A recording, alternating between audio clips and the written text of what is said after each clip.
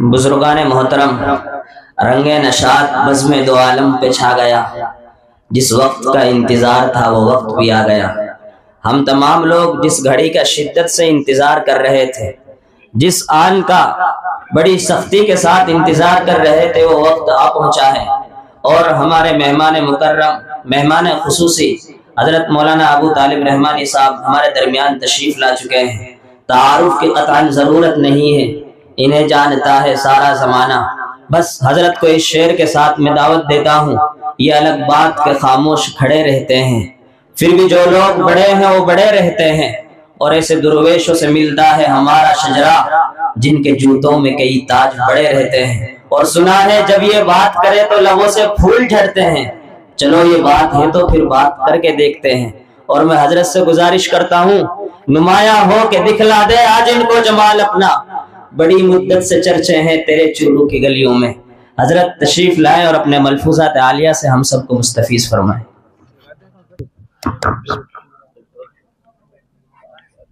السلام علیکم ورحمۃ اللہ وبرکاتہ۔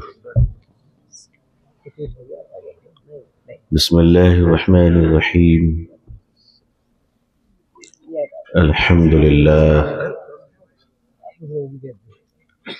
الحمد للہ وکفى وسلام علی عباده الذین اصطفى، اما بعد۔ الحمد للہ رب العالمین، والصلاة على رسوله محمد وعلى آله وأصحابه أجمعين۔ رب اشرح لي صدري ويسر لي أمري واحلل عقدة من لساني يفقه قولي۔ رب يسر ولا تعسر وتمم بالخير، ربي زدني علما، ربي زدني علما، اللهم ربي زدني علما والحقني بالصالحين۔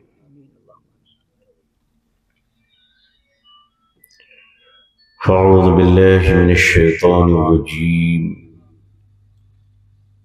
بسم الله الرحمن الرحيم، اهدنا الصراط المستقيم۔ اللهم صل على سيدنا محمد وعطرته بعدد كل معلوم لك۔ اللهم صل على سيدنا محمد عبدك ورسولك وعلى المؤمنين والمؤمنات والمسلمين والمسلمات۔ حضرات علماء کرام، بزرگان محترم، نوجوانان اسلام، عزیزان گرامی،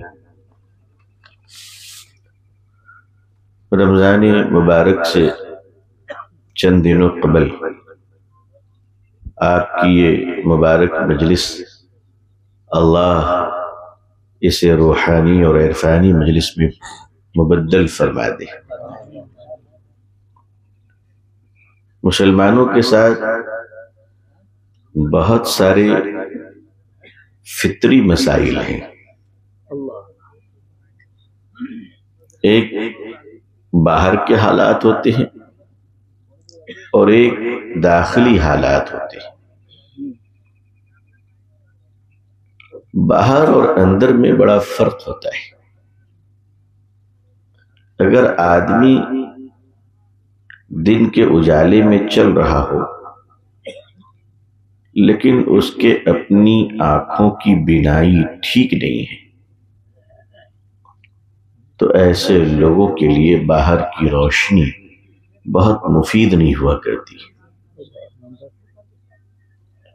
آدمی کے اندر کی بینائی بھی ٹھیک ہونی بہت ضروری ہے۔ اگر آنکھوں کی بینائی بفضلہ تعالی درست ہو تو آدمی باہر کی ہلکی روشنی میں بھی رواں دواں رہ سکتا ہے۔ اندرونی حالات کو باہر کے حالات سے زیادہ ٹھیک کرنے پر توجہ دینے کی ضرورت ہے۔ حکومتوں کے رویے اپنی جگہ پر ہیں، عالمی حالات اپنی جگہ پر ہیں، کب نہ رہے بتائیے مجھے ذرا۔ مسلمانوں کی پوری 1500 سالہ تاریخ میں مجھے چند مخصوص موقعوں کو چھوڑ کر آپ کو پوری تاریخ یہ ملے گی کہ اسلام اور مسلمان باہر کے چیلنجز سے لڑتے رہے۔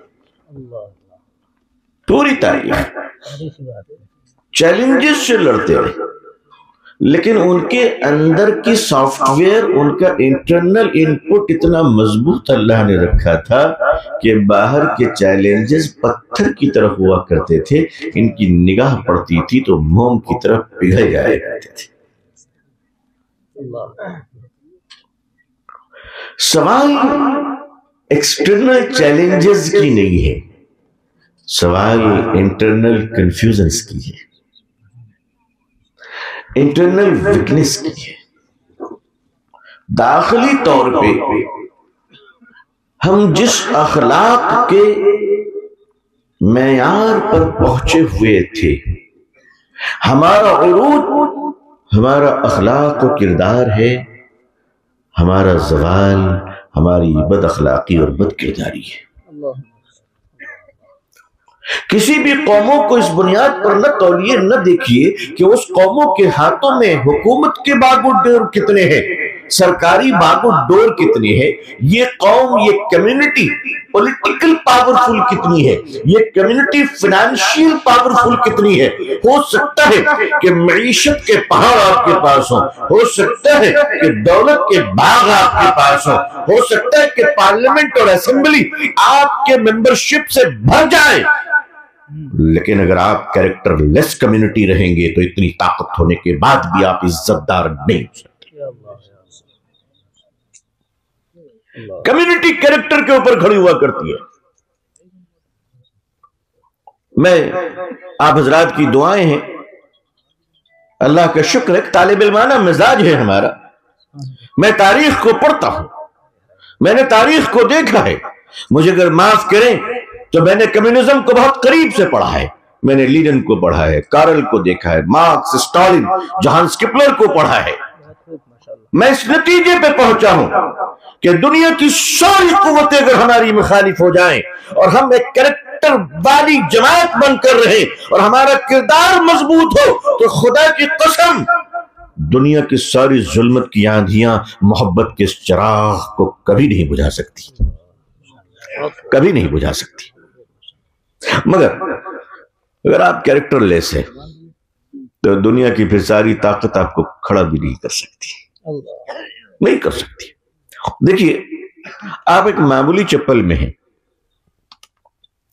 آپ کے یہاں پتھریلے راستے بہت ہیں، آپ معمولی چپل پہن کر اوبر کھابڑ ٹوٹی ہوئی سڑکوں پہ پتھریلی اور نوکیلی پتھروں سے ٹکراتے ہوئے بھی چل سکتے ہیں، کوئی زیادہ پریشانی نہیں ہوگی، تھوڑی سپیڈ کم ہو جائے گی، لیکن آپ چل سکتے ہیں۔ اگر آپ کے پاؤں میں جوتے ہیں تو آپ باہر کے نوکیلی پتھروں میں ہلکے پھلکے انداز میں احتیاط کے ساتھ چلے، اپنی منزل کو پہنچ سکتے ہیں انشاءاللہ۔ تھوڑی دیر ہو سکتی ہے، لیکن اگر آپ کی بہت قیمتی جوتے ہیں اور باہر کی سڑک بہت اچھی ہے، بہت اچھی ہے، آپ اس پر چل رہے ہیں اور بہت تیز چل رہے ہیں، مگر افسوس کہ ایک معمولی سا پتھر آپ کی جوتی کے اندر ہے۔ اس اچھی سڑک پر چلنا پھر آپ کے لیے آسان نہیں ہوگا، آسان نہیں ہوگا۔ باہر کی نوکیلے پتھروں کا مقابلہ آپ کی جوتی کے تسمیوں سے کیا جا سکتا ہے، تسموں سے۔ باہر کے نوکیلے پتھر، ٹوٹی ہوئی سڑکوں پہ آپ اپنا سفر چپل پہن کر اور جوتے پہن کر کر سکتے ہیں، لیکن اگر ایک معمولی سی چھوٹی سی کنکر بھی آپ کی اچھی جوتی کے اندر بھی آ گیا تو اچھی سڑکوں پر چلنا بھی آپ کے لیے محال ہو جائے گا۔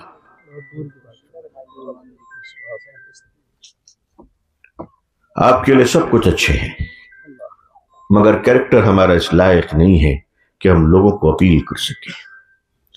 تو یقین مانیے سب کچھ اچھے ہونے کے باوجود آپ سروائیو نہیں کر پائیں گے، آپ ٹک نہیں پائیں گے۔ اسلام نے جو اپنا عروج دیکھا ہے وہ دولت کی وجہ کر نہیں، وہ مال کی وجہ کر نہیں، وہ پولیٹیکل پاور کی وجہ سے نہیں، وہ اسٹیبلشمنٹ کی وجہ سے نہیں، وہ جاہ و جلال اور سلطنت کی وجہ سے نہیں۔ مجھے معاف کیجئے گا، میں آپ سے اجازت چاہتا ہوں کہنے کی، ایک طالب علم آپ سے کہہ رہا ہے کہ پوری اسلامی تاریخ میں مسلمانوں کے عروج میں جو سب سے بڑا کردار رہا ہے وہ اس کی محبت و اخلاق کا رہا ہے۔ پوری تاریخ میں نے آپ حضرات کی خدمت میں جا کر، آپ حضرات کے ذریعے سے، آپ حضرات کے تجربات اور مشاہدات سے فائدہ اٹھاتے ہوئے بہت سارے پودے دیکھے ہیں ہم نے سڑک پہ۔ دنیا میں بہت سارے پودے ہیں جس میں سے دو چار ہم نے بھی دیکھے ہیں، کروڑوں ایسے جن کو میں نے نہیں دیکھا، لیکن یقین مانیے دنیا کے سب سے خوبصورت پودے کا نام محبت ہے۔ اللہ اللہ، سب سے خوبصورت پودے کا نام محبت ہے، مگر کیا کیجئے گا، سچائی یہ ہے کہ محبت کے پودے زمین پہ نہیں انسان کے دلوں میں اگا کرتے ہیں۔ ایک کریکٹر والی جماعت اور قوم بنانے کے لیے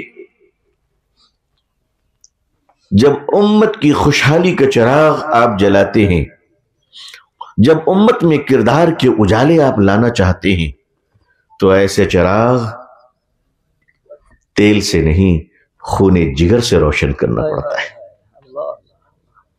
پھر اس کے لیے خون جگر کی ضرورت ہے۔ جب قومیں اپنی آگے والی آنے والی نسلوں کے لیے قربانی دیتی ہے تو آنے والی نسلیں عظیم ہوتی ہے اور گزرے ہوئے بزرگوں کو دن رات شکریہ کے طور پر سلام پیش کرتی ہے۔ آپ مجھے ایک اونچے محل بتا دیجئے، ایک اونچی محل بتا دیجئے، ایک اونچی عمارت بتا دیجئے کہ جس کے اوپر کی دیواریں چمک رہی ہو، جس کا مینارہ بھی خوبصورت ہو، جس کے رنگ و روغن کو دیکھنے میں جاذب نظر ہو، بہت خوبصورت ہو، اور اس کی بنیاد میں کوئی چھپا ہوا پتھر خود کو مٹا نہ رہا ہو۔ کوئی ایک پتھر مجھے بتائیے جو بنیاد میں نہ ہو، بنیاد کا وہ پتھر جس نے آپ کے پوری عمارت کی وزن کو برداشت کر رکھا ہے، اس کی قربانی کو یاد کیجئے۔ وہ نظر تو نہیں آتا ہے مگر بہت قیمتی ہے، بہت قیمتی ہے۔ یہ بڑے بڑے پیڑ جو ہم دیکھتے ہیں، آم کھاتے وقت جب آدمی پیڑ سے آم توڑ کر کھاتا ہے اور کہتا واہ کتنے پھلے ہیں پھل، تو وہیں پر ایک بیج آپ سے کہتا ہے ہمیں بھی تو یاد کرو، اس کی جڑ میں تو میں ہی ہوں جس نے خود کو مٹا رکھا ہے۔ جب کوئی ایک شخص قربانی دیتا ہے، ایک شخص، تو قوم تیار ہو جاتی ہے۔ ایک شخص۔ حضرت مولانا علی میں ندوی رحمۃ اللہ علیہ فرمایا کرتے تھے کہ لوگ کہتے ہیں ایک آدھ آدمی کے اچھے کام کرنے سے کیا ہوگا، ہم لوگ بھی کہتے ہیں نا کبھی کبھی مایوسی ہو کر کیا ہونے والا ہے، لیکن حضرت فرمایا کرتے تھے اپنے وعظ و نصیحت میں کہ اگر تم ایک چھوٹی سی کنکری ندی میں دے مارو گے، نہر پہ، ڈیم پہ، خاموش پانی پہ، اگر ایک چھوٹی سی کنکری آپ ماریں گے اس سے ایک لہر ضرور پیدا ہوگی۔ یہ الگ بات ہے کہ وہ لہر ہمیں نظر نہ آئے،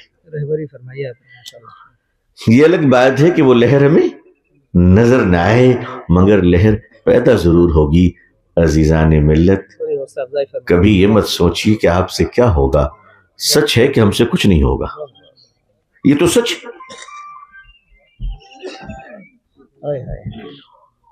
سچ ہے کہ ہم سے کچھ نہیں ہوگا۔ کس نے کہا کہ ہم سے ہوگا؟ جس نے حکم دیا ہے اس نے بھی نہیں کہا کہ تم سے ہوگا، اس نے کہا کوشش تم کر دو، کروں گا تو میں، کرنے والا تو میں ہوں۔ تو اگر آپ اپنے بھروسے پہ کوئی کام کر رہے ہیں تو مجھے معاف کیجیے گا کچھ نہیں ہونے والا. اور اگر آپ اللہ تعالی کے ذات پر یقین رکھتے ہوئے کوئی کام کریں گے، ہائے ہائے، تو اگر آم چوس کر بھی ایک گٹھلی آپ نے پھینک دیا، آپ کو پتہ بھی نہیں چلا کہ آنے والے دنوں میں وہاں ایک درخت نکل چکا ہے، آپ کو پتہ بھی نہیں چلے گا. آدمی کام کرنے میں ہرگز یہ نہ سوچے اس سے کیا ہوگا. ہم کوششوں کے مکلف ہیں، نتیجوں کے مکلف نہیں ہیں. پورے اسلامی تاریخ میں مسلمانوں کا عروج اس کے کردار سے ہے. تو پھر یہ بات بھی ایمانداری کا تقاضا ہے کہ کہہ دینی چاہیے کہ پورے مسلمانوں کی ذلت و رسوائی بھی اس کی بد اخلاقی کی وجہ سے، اس کی بد کرداری کی وجہ سے. آپ کے دیار میں ہند الولی ہے، آپ تو زیادہ مبارکباد کے مستحق ہیں کہ آپ کے صوبے نے ان کا استقبال کیا جن کی برکت و فیض پانے کے لیے پوری دنیا اللہ سے فریاد کرتی ہے. حضرت خواجہ معین الدین چشتی رحمت اللہ علیہ کس درجے باکمال صوفی.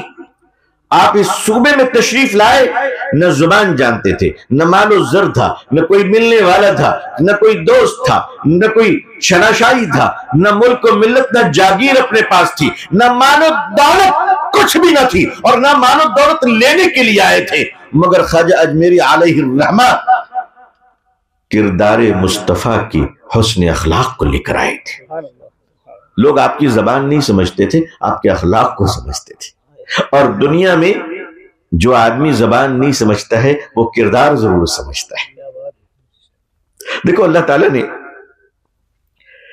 ہر ایک جگہ پہ کمیونیکیشن کی ایک لینگویج دی ہے نا، آپس میں سمجھنے کے لیے. اب آپ کے راجستھان میں آپ جو زبان ہمارے سامنے بولنے لگیں گے تو ظاہر ہے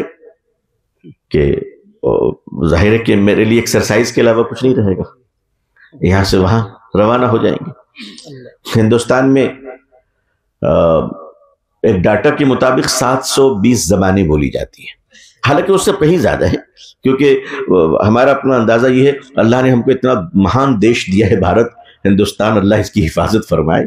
بہت خوبصورت ملک ہے ماشاءاللہ، بہت خوبصورت ملک ہے. دیکھیے میں آپ سے پھر کہتا ہوں کہ چند سرکاری بابا اور گودی میڈیا اور چند نفرتی چنٹوؤں کو دیکھ کر آپ اپنے دیش بھارت سے اور بھارت کے کروڑوں ہندو بھائیوں سے کبھی نفرت مت کیجیے گا، کبھی نفرت مت کیجیے گا. یہ چند لوگ تو ہر جگہ رہتے ہیں.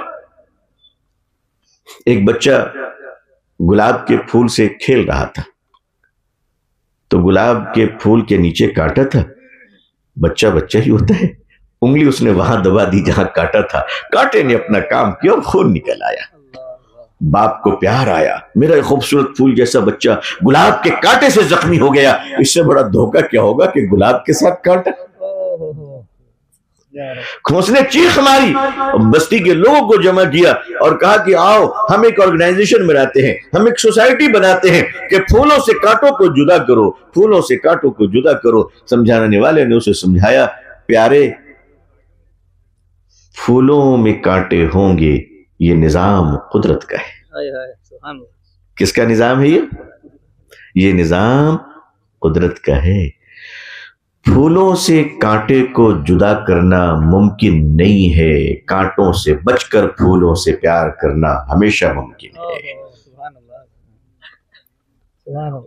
تو اس ہندوستان میں جہاں لاکھوں قسم کے پھول ہیں وہاں 2-4 قسم کے کانٹے بھی رہیں گے، اور وہ ہمیشہ سے ہمیشہ رہیں گے. ان کو اوائڈ کرنا ہے. ہمیں یہ بتانا ہے کہ ہم اگر اس ملک میں ہیں، اللہ نے ہمیں پیدا فرمایا، اللہ قادر مطلق ہے. وہ چاہتا تو ہمیں مدینے میں پیدا کرتا، وہ چاہتا تو ہمیں مکے میں پیدا کرتا، وہ چاہتا تو ہمیں کربلا میں پیدا کرتا، وہ چاہتا تو ہمیں طائف میں پیدا کرتا، وہ چاہتا تو ہمیں فلسطین میں پیدا کرتا. لیکن یہ اس کا فیصلہ تو ہمیں ہندوستان میں پیدا کیا. ایک ماں کا لال کھڑا ہو کر بتائے کہ میرا ڈیسیژن تھا ہندوستان میں پیدا ہونے کا. بتائیے مجھے ایک آدمی بتا دے کہ نہیں یہ میرا سیلف ڈیسیژن تھا. کوئی بتا سکتا ہے؟ یہاں اگر ہم پیدا ہوئے تو یہ میرے مالک کا ڈیسیژن ہے، یہ میرے رب کا فیصلہ ہے. تو اللہ نے ہمیں جہاں پیدا کیا اس جگہ کو ہمارے لیے مفید بنایا ہے. تو اندھیرے میں اگر مسلمان آئے ہیں تو انسان کی ذمہ داری ہے کہ اگر وہ اندھیرے میں پیدا ہوا ہے تو پیدا ہوتے وقت اس کے اختیار میں نہیں تھا کہ وہ اندھیرے میں پیدا ہو، لیکن دنیا میں جاتے وقت اس کے اختیار میں ہے کہ وہ اندھیرے میں نہ جائے، روشنی جلا کر جائے. اللہ نے ہمیں اتنا عظیم ملک دیا. اس ملک میں ہمارا کردار کیا ہے، ہمارا کیریکٹر کیا ہے؟ میں کہتا ہوں ہم اپنی ذمہ داری کیا نبھانا چاہتے ہیں. اللہ نے دنیا میں ہر دو انسانوں کے درمیان کمیونیکیشن کی لینگویج رکھی ہے. اب تو آپ جانتے ہیں کہ گونگے اور بہرے جو لوگ ہوتے ہیں اللہ تعالیٰ سب کو اچھا رکھے، سلامت رکھے. آپ کی ہماری آل و اولاد کو اللہ تعالیٰ نیک صالح رکھے، آمین یا رب العالمین. لیکن کچھ لوگ ہوتے ہیں اللہ کی مرضی، اللہ کا فیصلہ ہے کہ اللہ کچھ گونگے پیدا کر کے بتا دیتے ہیں کہ اپنی زبان کی قدر کرو. میں اس پر بھی قادر ہوں کہ بے زبان پیدا کر سکتا ہوں، اس پر بھی کنٹرول ہے. اللہ تعالیٰ کچھ اندھوں کو پیدا کر کر فرماتے ہیں اپنی آنکھوں پر شکر ادا کرو، ورنہ یہ پاور میرے پاس ہے کہ میں کچھ اندھے بھی پیدا کر سکتا ہوں. دنیا میں ساری چیزوں کی کمیونیکیشن کے لیے لینگویج اللہ نے دی ہے. ساری زبان اللہ کی طرف سے، ساری زبان، ہندی ہو، سنسکرت ہو، یا ان سب کے بیچ میں رہنے والی پھول جیسی زبان. بتانے کی ضرورت ہے؟ ارے وہی زبان جو منشی پریم چند کی تھی، وہی زبان جو فراق گورکھپوری کی تھی، ہے نا؟ وہی زبان جو پنڈت ہنومان پرساد جی کی ہے لکھنؤ کے. میرے خیال سے اسے اردو ہی کہا جاتا ہے میرے خیال سے. اس دیش کا پہلا راشٹرپتی مہامہم آنریبل پہلے صدر، آزاد ہندوستان کے پہلے صدر جناب ڈاکٹر راجندر پرساد صاحب تھے. ڈاکٹر راجندر پرساد صاحب بہار کے ایک علاقہ ہے سارن، چھپڑا ضلع، آپ وہاں کے رہنے والے تھے. اور میرے خیال سے سچ بولنے کے لیے تو لائسنس کی ضرورت نہیں ہے، وہ مدرسے سے پڑھے ہوئے تھے. کیا سچ ہے، وہ مدرسے سے پڑھے ہوئے تھے اور وہ اردو لکھا کرتے تھے. پرانے گزٹ کو اٹھا کر دیکھ لیجئے، ڈاکٹر راجندر پرساد صاحب کے دستخط اردو میں. یہ الگ بات ہے کہ اس زبان کی پرورش ہم نے کی ہے، مگر مال تو یہ اپنے ملک کا ہے، سامان تو اپنے ملک کا ہے، پراپرٹی تو اپنے ملک کا ہے. انگریزوں کو بھگانے کے لیے جو سب سے خوفناک نعرہ تھا جس سے وہ ڈرتے تھے، آپ بتاؤ وہ کون سا تھا؟ آپ بتاؤ وہ کون سا تھا؟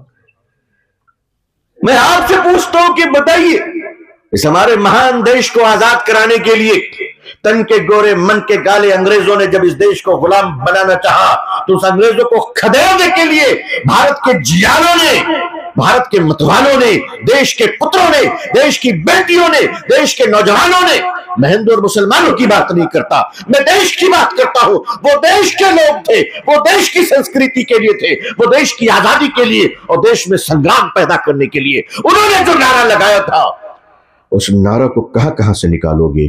کیا وہ انقلاب زندہ باد نہیں تھا؟ کیا نہیں تھا؟ کیا کیجئے گا آپ؟ ہمارے دیش کی مٹی، اللہ نے ہندوستان کی مٹی کو اتنا اچھا بنایا ہے کہ اس میں بڑے بڑے نفرتی آتے ہیں اور تھوڑے دنوں کے بعد غائب ہو جاتے ہیں. قدرت کا نظام ہے، گھبرائیے مت، اپنا مشن کبھی بند نہ کیجئے. آندھیاں چل رہی ہیں. خمار نے کہا تھا کہ نہ ہارا ہے عشق، نہ دنیا تھکی ہے، دیا جل رہا ہے، ہوا چل رہی ہے. یہ تو ساتھ میں مل کر چلتے رہیں گے، ہمیں ان سے دل چھوٹا نہیں کرنا. ہمارے ملک میں جو زبانیں بولی جاتی ہیں وہ میرے خیال سے 720 تو لوگ کہہ دیتے ہیں، لیکن ہزاروں زبان ہے. سچائی یہ ہے کہ ہر 25-30 کلومیٹر پہ وانی بدلتی ہے، پانی بدلتا ہے. پانی بھی بدلتا ہے اور وانی بھی بدل جاتی ہے، آواز، لب و لہجے بدل جاتے ہیں. ایک ہی زبان بول رہے مگر انداز بدل جاتے ہیں. یہ قدرت کا نظام ہے اور ہر آدمی اپنی زبان سمجھتا ہے. گونگوں کے لیے بھی ایک زبان ہے, نابینا کے لیے بھی ایک زبان ہے, برائل سسٹم لے آئے ہیں, ساروں کے لیے ایک زبان ہے. تو یہ بات تو پھر سچ ہے نا کہ اللہ اور بندوں کے درمیان گفتگو کرنے کے لیے بھی تو کوئی زبان ہوگی. بھائی کوئی زبان ہوگی کہ نہیں ہوگی؟ وہ مالک ہے, ہم اس کے غلام ہیں. تو غلام اور آقا کے درمیان بھی تو ہونا چاہیے, نہیں ہونا چاہیے کمیونیکیشن کی لینگویج. تو آپ کہیں گے صاحب عربی ہے, تب ہندی والوں کی کون سنے گا؟ ہم جیسے طالب علموں کی کون سنے گا؟ بے شک عربی بہت مبارک زبان ہے, اس میں کس کو دو رائے, کس پاگل کو اختلاف ہوگا؟ نعوذ باللہ. جس زبان میں قرآن آیا, اللہ اکبر. لیکن یاد رکھیے گا کہ اللہ نے اپنے بندوں کے درمیان بھی ایک زبان رکھی ہے. اس زبان کو اختیار کر لیجئے, انشاءاللہ کردار میں بہتری آنے لگے گی. اس زبان کو اختیار کر لیجئے. اور وہ زبان کیا ہے؟ بچہ جب دنیا میں پیدا ہوتا ہے, پہلی بولی کون سی بولتا ہے؟ وہ روتا ہے نا؟ روتا ہے کہ نہیں روتا ہے؟ اور جانتے ہیں وہ پہلا ایسا رونا ہے کہ جب وہ روتا ہے تو ماں مسکرا دیتی ہے. دنیا میں میں نے اس کے سوا کچھ نہیں دیکھا کہ کوئی اور روئے. زندگی میں پھر کبھی اولاد روئی, اللہ نہ کرے, تو ماں کا دل پھٹ جاتا ہے. بولو پھٹتا ہے کہ نہیں پھٹتا ہے؟ زندگی میں کبھی اگر اولاد رو دی تو ماں کا دل پھٹ جاتا ہے, لیکن پیدا ہونے کے بعد اگر بچہ رو دیا تو ماں کا دل خوش ہو جاتا ہے کہ میرا بچہ رویا. اس کا مطلب ہے کہ اس میں زندگی آ گئی, اس میں جیون آ گیا. اللہ نے جب ایک چھوٹا سا بچہ دنیا میں آتا ہے تو اس کی اپنی کوئی زبان نہیں ہوتی, کوئی زبان نہیں, چاہے وہ آپ کی برادری میں پیدا ہو یا کسی اور کی برادری میں پیدا ہو. لیکن سچ بتائیے, وہ رو کر اپنی ہر ضرورت کو پوری کرواتا ہے کہ نہیں کرواتا ہے؟ اس کو بھوک لگی رو دیتا ہے. سمجھنے والے سمجھ جاتے کہ اس وقت جو رویا ہے یہ بھوک کی الارم ہے. اس نے بستر پہ پیشاب کر دی, رو کر اعلان کر دیتا ہے. لیٹا لیٹا تھک گیا تو رو کر کہہ دیتا ہے. دادی نانیاں گود میں لے کر اسے ٹہلاتی ہیں, یعنی ہر تقاضے پوری کرتا ہے. اسے نیند آ رہی ہو اور تم کھیلنا چاہ رہے ہو تو وہ رو کر تمہیں انفارمیشن دیتا ہے کہ بس کرو, اپنی دکان بند کرو, مجھے سونے دو. جب ایک چھوٹا بچہ, معصوم بچہ رو کر اپنے ماں باپ سے تمام ضرورتوں کو پوری کروا سکتا ہے, تو ہم اور آپ رو کر اپنے مالک سے اپنی ضرورت کیوں نہیں پوری کروا سکتے؟ اللہ نے بندے اور اپنے درمیان جو زبان دی ہے وہ رونے کی زبان دی ہے. مالک کے سامنے جب تنہائی میں آپ روئیں گے, لوگوں اگر آپ کے کاروبار اچھے نہیں ہیں, آپ اللہ سے رو کے مانگ کیوں نہیں لیتے؟ بیوی بال بچوں کی بھلائی اللہ سے رو کر مانگ کیوں نہیں لیتے؟ پوری امت آج رونے والوں کی کمی آ گئی ہے, اور رونے والوں کی کمی آنے کی وجہ کر آج لوگوں میں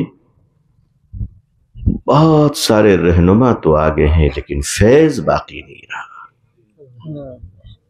میں اس سے زیادہ لطیف اشاروں سے گزر نہیں سکتا, میری ایک باؤنڈری ہے بولنے کی. آج رہنما تو بہت آ گئے ہیں ہمارے یہاں, عقل و شعور پر گفتگو کرنے والے لاجواب مقررین آ گئے ہیں, لیکن وہ جو ایک جماعت ہے کھو گئی ہے. جو راتوں میں رویا کرتی تھی تو ہم چین سے سویا کرتے تھے, وہ جماعت کہاں چلی گئی؟ وہ آپ کو اور ہم کو ذمہ داری پوری کرنی ہے. نمازوں کی پابندی اللہ کی توفیق سے تو کرنی ہی ہے, اس کے علاوہ ہمیں ایکسٹرا بھی کچھ کرنا ہے. اللہ کے سامنے رونے کی عادت ڈالنا ہے کہ اللہ ہم عادی مجرم ہیں, ہمیں معاف کر دیجیے. جب آپ اللہ سے لو لگائیں گے تو آپ کا دل صاف ہوگا, دل صاف ہوگا, اور جب آپ کا دل صاف ہوگا تو اللہ کی مخلوق کے لیے آپ کے دل میں رحم آئے گا. آپ لوگوں کے بارے میں اچھا سوچیں گے. اس دنیا میں آپ بتائیے, آسمان تو پاکیزہ ہے نا, آسمان پہ تو کوئی گناہ نہیں, سارے گناہ دنیا میں ہیں, مگر ایک گناہ آسمان پہ ہوا, ایک ہی گناہ, سب سے پہلا اور آخری گناہ آسمان پر جو تھا وہ حسد. اللہ حسد. آسمان پر پہلا اور آخری گناہ حسد تھا. مسلمانوں، اللہ تمہیں اور ہمیں حسد سے محفوظ فرمائے.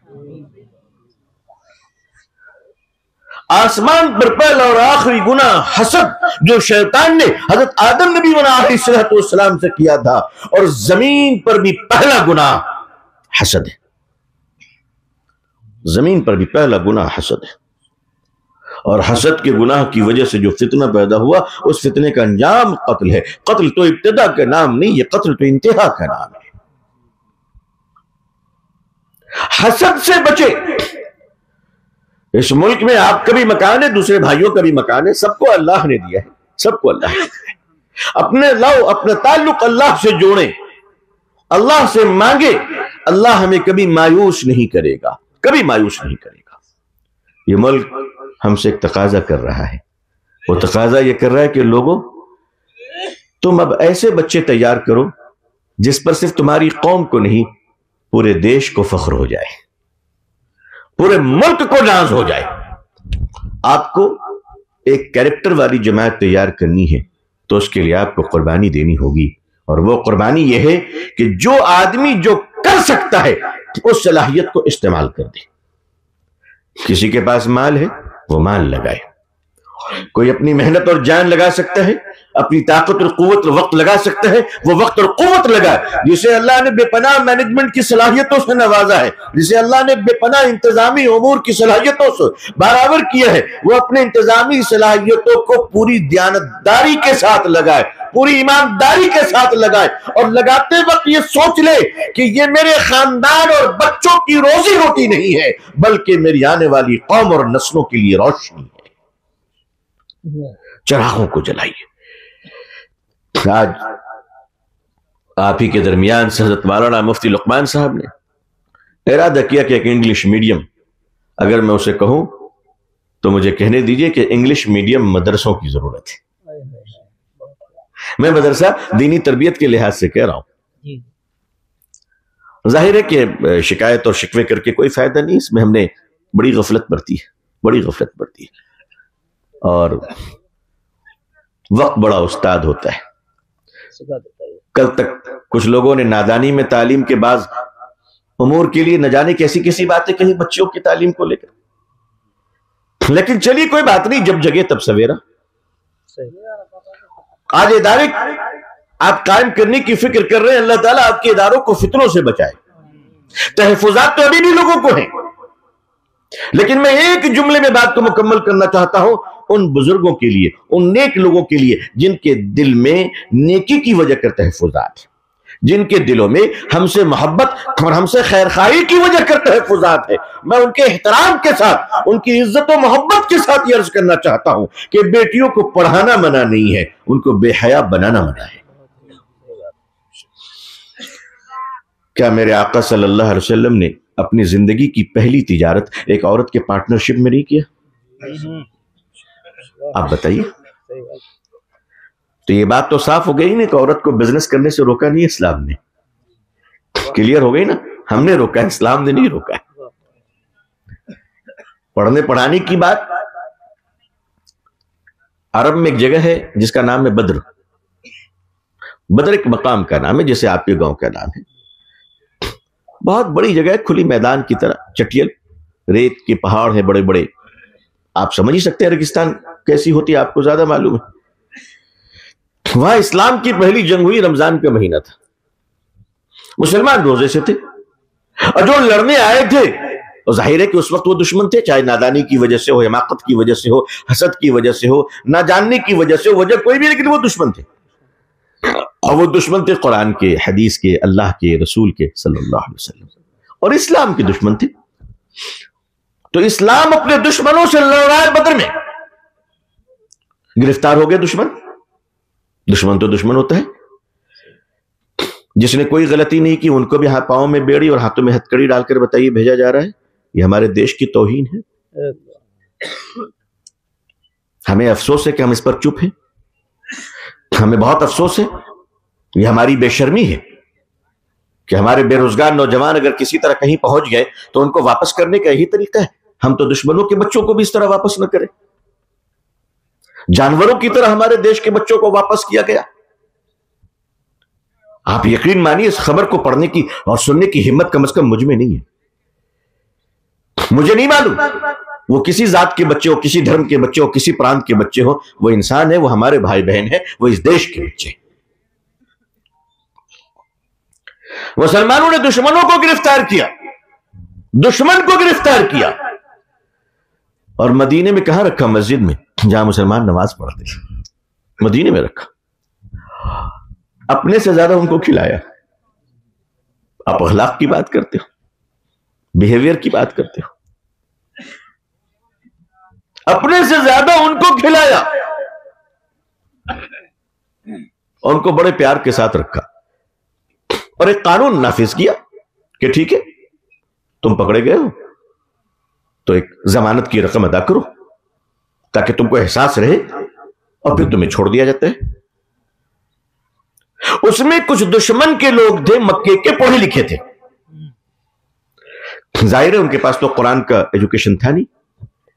قرآن حدیث تو صحابہ زیادہ سمجھتے تھے. حضور صلی اللہ علیہ وسلم سے پڑھنے والے صحابہ سے زیادہ کون سمجھ سکتا ہے قرآن و حدیث؟ اور صحابہ سے پھر علماء سمجھے, بعد کے جو علماء رہے وہ صحابہ سے سمجھے. تو دین تو ڈائریکٹ نہیں آیا نا, تدریجاً آیا ہے, سینہ بسینہ آیا ہے. سینوں کو درمیان سے ہٹایا نہیں جا سکتا ورنہ پسینہ ہی پسینہ رہے گا. دین سینہ بسینہ آیا ہے. اسلاف و اکابرین کا احترام کیوں کرتے؟ واجب احترام کرنا ان کا, کیونکہ ان کا بڑا احسان ہے, انہوں نے امانت کے ساتھ دین ہم تک پہنچایا. صحابہ نے دشمنوں کو گرفتار کیا, اور دشمن میں جو پڑھے لکھے تھے وہ قرآن نہیں جانتے تھے, وہ حدیث نہیں جانتے تھے. ان کے پاس اس زمانے کا ایجوکیشن تھا, کوئی میتھ جانتے تھے. ان کے زمانے میں سائنس کیا تھی؟ سائنس یہ تھی کہ ریگستان سے ایک اونٹ گزرا تو ایسے ماہر لوگ تھے جو دیکھ کر بتا دیا کرتے تھے پنجوں کے نشان سے کہ یہ گزرنے والا اونٹ نر تھا یا مادہ تھی. آج بھی ہمارے جو کھوجی ٹیم ہوتی ہے بارڈر پہ, وہ بڑے ماہر ہوتے ہیں, پنجوں کے نشان سے طے کر لیتے. وہ ایک ایجوکیشن تھا, تیر اندازی ایک ایجوکیشن تھا, ایک نالج تھا. پرندوں کی اڑان کو دیکھ کر, ہواؤں کے رخ کو دیکھ کر موسم کے مزاج کو سمجھتے تھے, بادلوں کے انداز کو کر لیتے تھے. چشمے پانی کا چشمہ کہاں ہوگا, وہ کوسوں پہلے میل وہ لوگ معلوم کر لیا کرتے تھے وداؤٹ اینی گیزٹ. اس زمانے میں ایسا نہیں کہ پورے جاہل تھے, بڑے بڑے شعراء کرام تھے. حضرت حسان بن ثابت رضی اللہ عنہ تو ایمان لائے, حضرت لبید رضی اللہ عنہ ایمان لائے. یہ حضرات بڑے اعلیٰ درجے کے شاعر تھے, بڑے اعلیٰ درجے کے. اور گرفتار ہونے والوں میں میرے آقا صلی اللہ علیہ وسلم کے اپنے داماد بھی ہیں, حضرت ابو العاص رضی اللہ تعالیٰ عنہ. بعد میں ایمان لائے, بڑی عجیب کیفیت ہے. جس طرح سے انہوں نے مٹایا ہے خود کو, کیا آپ کا کلیجہ منہ کو آ جائے گا. میرے آقا صلی اللہ علیہ وسلم نے ان غیر مسلم بھائیوں سے جو پڑھے لکھے تھے مگر دشمن تھے, ان سے فرمایا کہ تمہارا کوئی جرمانہ نہیں ہے, بس صرف اتنا کام کر لو, مدینے کے لوگوں کو تم پڑھا دو. Power of knowledge. آپ ویلیوز تو دیکھیے ایجوکیشن کی, پڑھا دو. مسلمانوں کے بچے مسجد میں دشمنوں کے مجرموں سے پڑھے, قیدیوں سے پڑھے, قیدیوں سے تعلیم حاصل کی, کہ یہ ویلیوز ہوتا ہے. آج جو آپ امریکہ وغیرہ میں دیکھ رہے ہیں, یہ فیس بک, انسٹاگرام, بڑے بڑے اور ایپل, آئی فون وغیرہ کی انڈسٹری, یہ تو ہمارے بھارت کے بچوں نے سنبھال رکھا ہے. افسوس کی بات ہے کہ ناقدری ہو رہی ہے ان کی. اللہ تعالیٰ سب کو کشل منگل رکھے, اچھا رکھے, عزت کے ساتھ رکھے. بڑے کٹھن دن چل رہے ہیں اس وقت ہمارے اوپر, یعنی ہم دیش واسیوں پر, میں نہیں کہتا مسلمانوں پر خراب دن چل رہے ہیں, بالکل نہیں. کوئی خراب دن مسلمانوں پہ نہیں ہے. مسلمان جس دن گناہ کرتا ہے اس سے زیادہ خراب دن کچھ نہیں ہے, اور مسلمان جس دن اللہ سے معافی مانگ لے اس سے بہتر کوئی دن نہیں ہے. تو ہمارا خراب دن, اچھا دن تو ہمارے ہاتھوں میں ہے بھائی. آئیے ہم اب ایسے ادارے قائم کریں جن اداروں سے ہم انسان تیار کریں. کیا تیار کریں؟ انسان تیار کریں. حکیم الامت حضرت تھانوی رحمۃ اللہ علیہ کا ایک بڑا مارکت العارہ جملہ ہے، بہت شاندار. فرمایا کسی کو ضربیں لگانی سیکھنی ہو، تہجد کی نمازیں سیکھنی ہو، کو ذکر و اذکار سیکھنی ہو، بہت ساری خانقاہیں وہاں چلا جائے اور اپنی تربیت لے لے، لیکن اگر کسی کو انسان بننا ہو تو تھانہ بھون آ جائے. انسان بننا ہو. آج انسان ہمارے اداروں میں بھی توجہ کی ضرورت ہے کہ ہم انسان بنائیں. ہم نے بہت کچھ بنا لیا، اور انسان بنائے. اور انسان بنانے کا مطلب یہ کہ انسانوں کے کام آئے. دو آدمی کشتی پہ جا رہے، ایک مسلمان ہے دوسرا یہودی ہے، دونوں میں دشمنی آپ جانتی ہیں، خواہ کی دشمنی قائم ہو گئی ہے. بھائی جو دشمنی کرتا ہے اسی کو دشمن سمجھا جائے، پوری قوم کو دشمن نہیں سمجھنا چاہیے. یہ اسلام کا نقطہ نظر ہے. ہم مجرموں کو مجرم سمجھتے ہیں، اس کے دھرم کو، اس کی کمیونٹی کو، اس کے پریوار کو مجرم نہیں سمجھتے. یہ تو گودی میڈیا کی وہ گندگی ہے جو دن رات وہ تھوکتے رہتے ہیں. پورے دیش کو پلوٹڈ کر دیا ہے انہوں نے. ملک کے بچے زہریلے ہو رہے ہیں. خیر کوئی بات نہیں، پھر ٹھیک ہو جائے گا انشاءاللہ، سب ٹھیک ہو جائے گا. یہ رات کی گہرائی بتا رہی ہے کہ اب یہ جانے والی ہے. رات کی گہرائی بتا رہی ہے کہ اب اس کے جانے کا ٹائم آ گیا ہے انشاءاللہ. یہ ملک، یہ دیش کل بھی مسکرا رہا تھا، آج بھی مسکرائے گا انشاءاللہ. دو آدمی کشتی پہ جا رہے ندی میں، ایک مسلمان ایک یہودی ہے. کشتی ڈاماڈول ہونے لگی، ندی کی طغیانی نے گھیر لیا، لہریں تیز چلنے لگی، کشتی اب ڈوبے تب ڈوبے. مسلمان بھی اللہ سے مانگنے لگا، یہودی بھی اپنے خدا سے مانگنے لگا. دونوں نے دعائیں کی. جان کا ڈر کس کو نہیں ہے بھائی؟ دونوں نے دعائیں کی، کشتی پلٹ گئی، دونوں ڈوبنے لگے. دعا تو دونوں نے کی تھی، تم بتاؤ بچے گا کون؟ صرف تیرنے والا. جسے تیرنا آتا ہے وہ بچے گا. آپ کی نمازیں، آپ کے روزے، آپ کی حج، آپ کی زکوٰۃ، یہ بہت مبارک چیز ہے. اللہ ہم سب کو توفیق عطا فرمائے. لیکن آپ اس ملک میں دینے والے بن جائیے انشاءاللہ. بنیں گے انشاءاللہ؟ دینے والے بن جائیے، لینے والے نہیں. اللہ نے مالداروں پہ زکوٰۃ فرض کیا ہے. حضرت مولانا یوسف صاحب رحمۃ اللہ علیہ نے ایک بڑا تاریخی جملہ کا فرمایا تھا زکوٰۃ کے تعلق سے. فرمایا کہ بھائی زکوٰۃ سخی ہونے کی علامت نہیں ہے، یہ تو بخل سے نکلنے کا ذریعہ ہے. اللہ نے زکوٰۃ فرض کر کے تم سے زبردستی زکوٰۃ لے لی تاکہ قیامت کے دن تمہارا نام بخیلوں میں نہ رہے، کیونکہ بخیل جنت میں نہیں جائے گا. 2.5% زکوٰۃ دے کر بخیلی سے نام تو نکل جاتا ہے، سخی بننے کے لیے کم از کم 10% نکالنے ہوں گے، اپنی کمائی کے 10%. 2.5% زکوٰۃ کے ہو گئے. آپ غریبوں کو، مستحقین کو، رشتہ داروں کو آپ دیں، اپنے آپ بیت المال بنا لیں.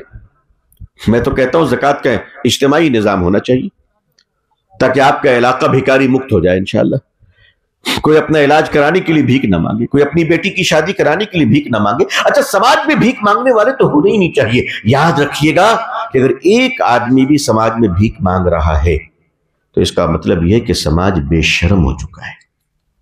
جی سماج بے شرم ہو چکا ہے، سماج بے غیرت ہو چکا ہے. ہم یہ برداشت کیسے کرتے؟ میں کہہ دینا چاہتا ہوں آپ کو پوری کھلی زبان سے، اسلام میں بھیک مانگنا حرام ہے. کوئی گنجائش نہیں بھیک مانگنے کی، بالکل نہیں، گنجائش ہے ہی نہیں. مگر آج جس کو بھی بھیک مانگنا ہو ٹوپی پہن لیتا ہے، جس کو بھیک مانگنا ہو ہرا رومال ڈال لیتا ہے. ایسا لگتا ہے کہ ہم نے مزاروں کے باہر، مسجدوں کے باہر نمازیوں سے زیادہ بھیکاری پیدا کر کے رکھے. استغفر اللہ.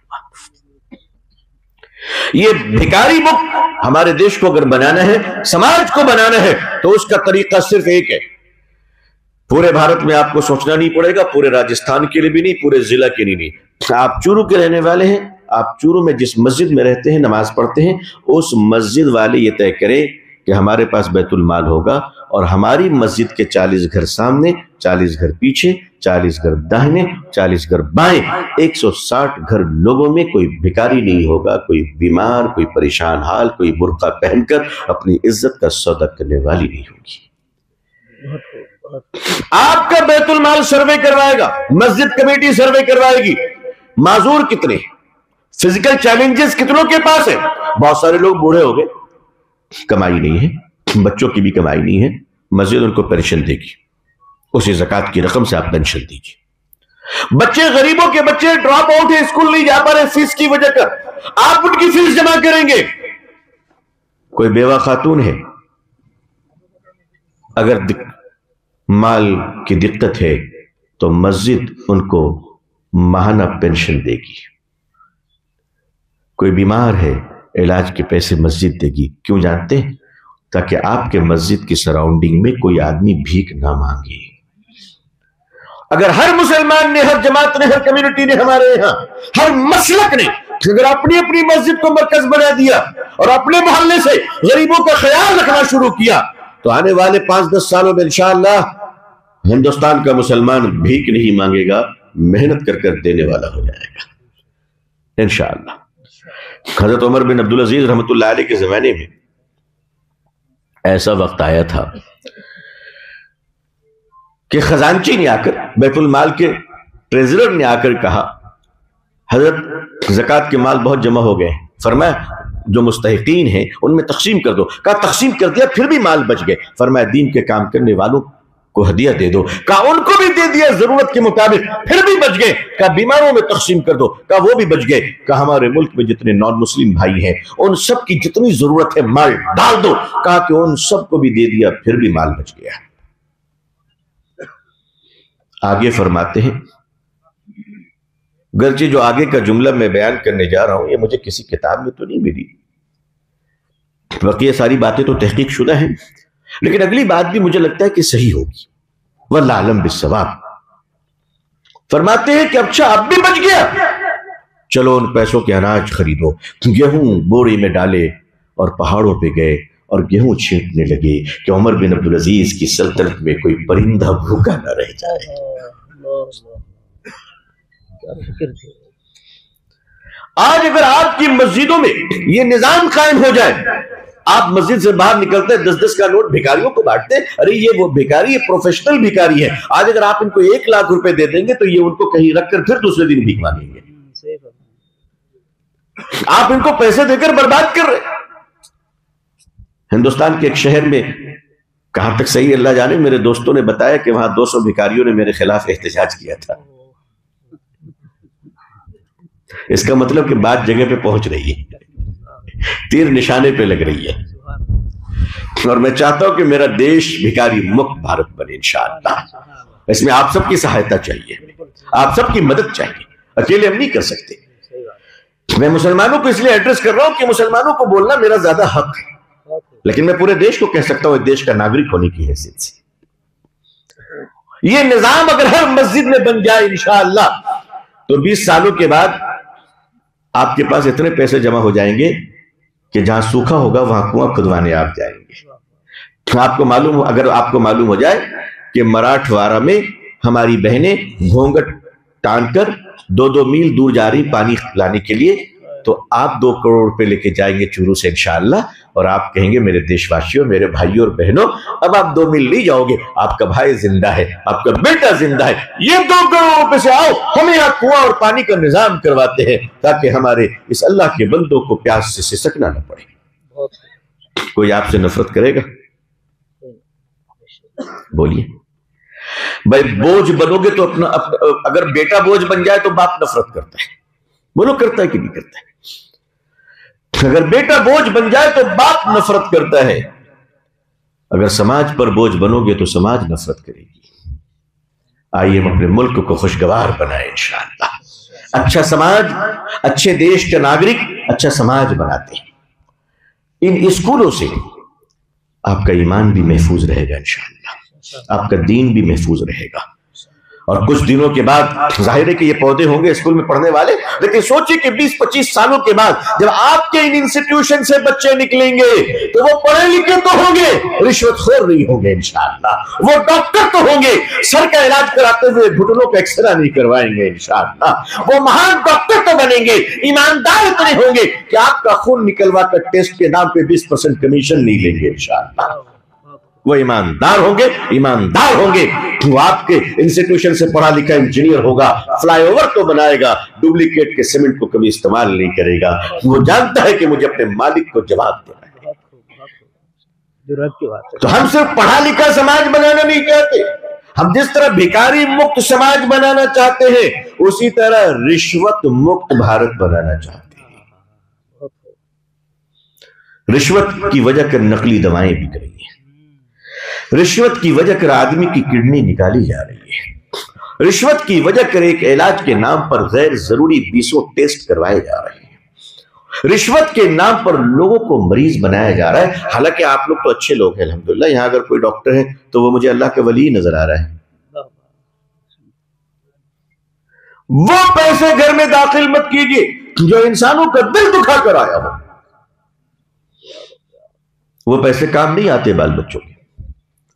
تو جب آپ ایسے انسٹیٹیوشن بنائیں گے کہ جس انسٹیٹیوشن میں ڈاکٹر سے پہلے انسان بنایا جائے گا, انجینئر سے پہلے انسان بنایا جائے گا, وکیل سے پہلے انسان بنایا جائے گا. میں نے ایسے ایسے ایماندار وکیل دیکھے ہیں. اس آل انڈیا مسلم پسند لا بورڈ کی برکت سے, آپ لوگوں کی دعاؤں سے ماشاءاللہ ہم نے ایسے ایسے ایماندار وکیل دیکھے ہیں کہ جنہوں نے سچ کی لڑائی لڑنے کے لیے اپنی فیس تو چھوڑیے, قلم اور کاپی تک کا خرچہ قبول نہیں کیا. ہاں میں جانتا ہوں اور ایسے لوگ زندہ ہیں اور ہمارے ہندو بھائی میں اتنے ایماندار ہیں, اور مسلمانوں میں بھی ہیں الحمدللہ. مسلمانوں کیا تو ایمانداری فرض ہے. لوگ ہیں وکیل وکالت کے پیشے میں ہے. ایمانداری کا حال یہ ہے کہ ایک بڑھیا آتی ہے کہ اپنی فریاد لے کر وکیل صاحب کے پاس کہ بیٹا میں دکھیاری ہوں, میری مدد کرو.